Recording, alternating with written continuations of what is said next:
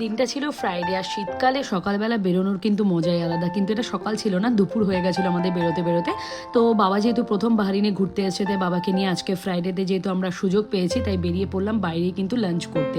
তো এখানে দেখো আমরা সুন্দর একটা গার্ডেনে চলে এসেছি, আর বাবাকে প্রথম অভিজ্ঞতা করাচ্ছি। বাবাকে জিজ্ঞেস করছি যে তোমাকে এরকম নিয়ে এলাম, তোমার কেমন লাগছে বাহারিনটা। বাবা কি বললো শোনো।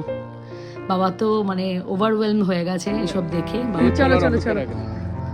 তারপর আমরা এখানে সবাই মিলে লাঞ্চ করছি। বাড়ি থেকে নিয়ে এসেছিলাম চিকেন কষা, মটন কষা, রুটি, বাইরে থেকে একটু বিরিয়ানি, সাদা ভাত, সব কিছুই অ্যারেঞ্জমেন্ট করাই ছিল আমাদের।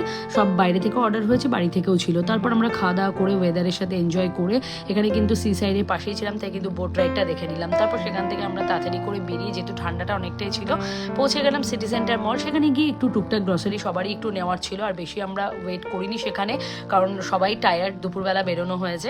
তারপর এখান থেকে টুকটাক কেনাকাটি করে আমরা চলে গেলাম বাড়ি। ভিডিওটা ভালো লাগলে লাইক করে দিও। Bye bye.